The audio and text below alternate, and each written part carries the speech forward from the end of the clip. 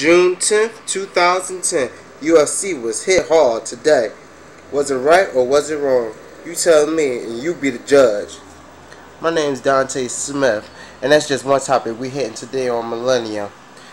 It's June 10th, 2010, and today we're going to start off with the NHL. Last night the finals concluded, where the Flyers lost the season series in the finals 4-2 to the Chicago Blackhawks. Chicago won their first championship in years, making the city of Win, the Windy City, or shall I say. So very, very happy while the city of Brotherly Love took another tough L. Boys, better luck next year. Maybe we'll get them there.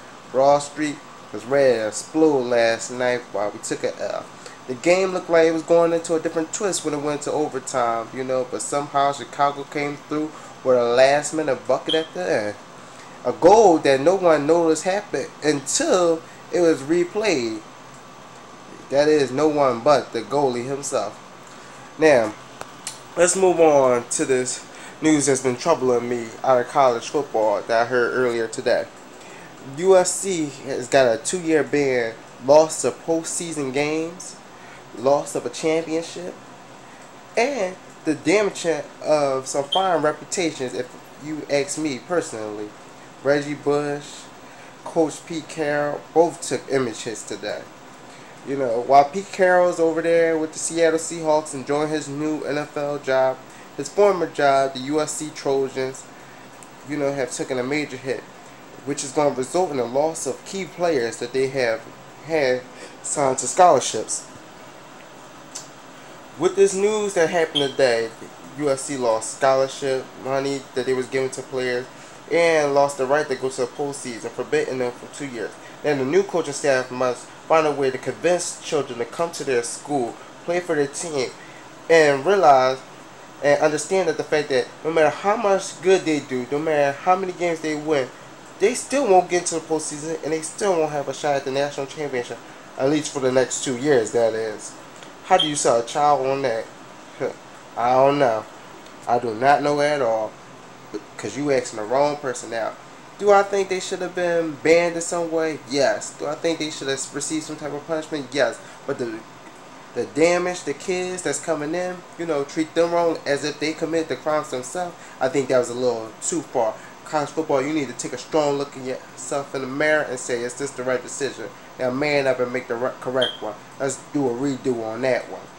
Let's move on to the basketball. The NBA Finals conclude tonight, Game 4 in Boston on ABC at 9 o'clock p.m. Series is 2-1 right now. LA leading the series. In Game 3, Derek Fisher took over the fourth quarter. Let's see who takes over this game.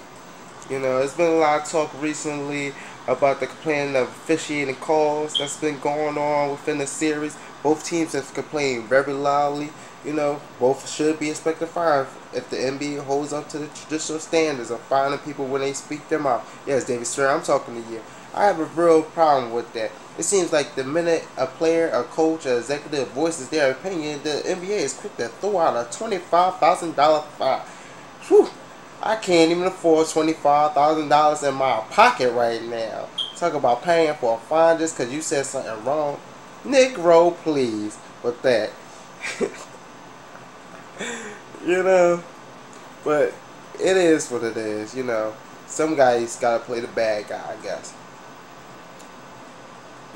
Paul Pierce, he made a strong predicament before Game 3, said that they weren't going back to LA. Looks like that predicament isn't going to hold up too much, Paul.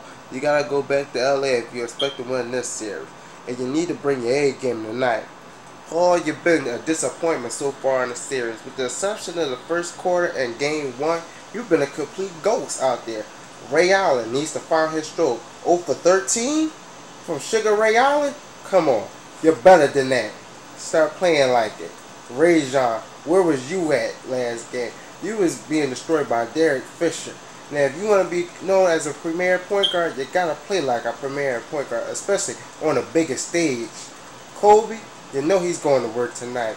Gasol, that might be another story. But as far as the Lakers front line, they're looking pretty strong this postseason. Not as soft as they particularly look, especially Andrew Bynum, whose knees seem to continuously give him problems. He's said to be a lock to be playing tonight, but we'll see how effective he is with that bad knee. Just watch out.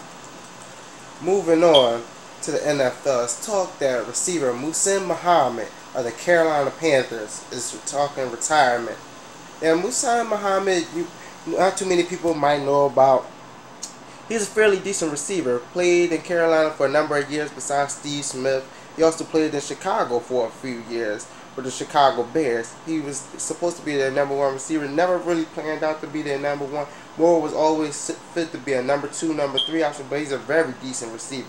Not Hall of Fame worthy if you ask me, but a very good receiver. Somebody that you would want to have on your team. Plus, he's a high character guy. You gotta love them type of players. Moving on. There's talk that Tom Izzo is thinking about leaving the Michigan Spartans to join the Cleveland Cavaliers as their next coach.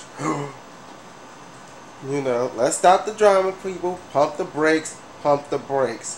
Now, let's be honest and sit here and think for a minute. Do we really think Tom Izzo is going to be the coach that coached LeBron James, LeBron prima donna James?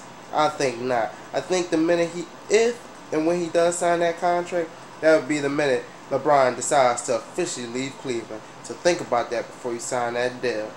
Other hot coaching names to be mentioned with the Cleveland Cavaliers head coaching job are Byron Scott, who is a personal favorite of mine. I actually believe Byron should have a head coaching job now. I mean, how is a coach that takes a team to the finals twice and takes another team to their conference finals not have a job coaching? Come on, the guy is way overqualified to have a job. He should have been had a job the moment people started hiring coaches again. Get this man a job. Do the right thing. That's who I want to see coaching on the sidelines next year. If he don't, it'll be a sad testament to the way the NBA has come. Also, I want to give shouts out to Monty Williams, who has recently become the New Orleans Hornets head coach. I'm very proud of him because he was a former player turned coach now. He played for the Philadelphia 76ers for about a year. Not too many people might not know about him because he was a very solid role player. But he did his job, He's a hard-working individual. He done paid his dues, had tutelage under some of the greatest coaches in the league currently. Greg Popovich, Nate McMillan, two very strong, high character guys. So he's with New Orleans right now. Also, Avery Johnson just signed a contract to become New Jersey Nets newest head coach. I'm happy for Avery. He's a strong black man. Plus, he's a very intelligent coach. Former player, former point guard, champion with the San Antonio Spurs. He also coached the Dallas Mavericks to the NBA Finals and to the playoffs the following year. Now, sure, people are going to nag, say Avery's not really a big name, but I think he's pretty big. If you can get a team to the finals, you done did a good job. I think he done deserved his second shot at a head coaching job, and I'm wishing him all the best of luck in New Jersey. Except for when they play my Sixers, of course. Now, moving on, we have the draft upcoming. NBA draft is coming June 24th, 2010, 7 o'clock p.m. It's going to be broadcast live on ESPN. Whoop whoop. Washington Wizards own the first overall pick. The 76ers own the second. Minnesota Timberwolves own the third. Now, with that noted, I'm going to explain who these three teams should pick and why. First, I believe Washington has to pick John Wall. He's been rated the best player throughout this entire draft. He's been supposed to be the college freshman of the year, big star, potential, you can't miss, I'm thinking Washington needs that. If Washington passes on this guy, it's really going to be bad for their time. Considering what happened with the whole Gilbert Arenas tragedy that went through with the guns, Washington needs a new face of the franchise, and John Wall can fit that character. The Sixers need to select Evan Turner. Why? Because he fits what they need. He's a two-guard who can shoot, who can handle, play defense, and become the go-to scorer. Somebody that the team actually needs and will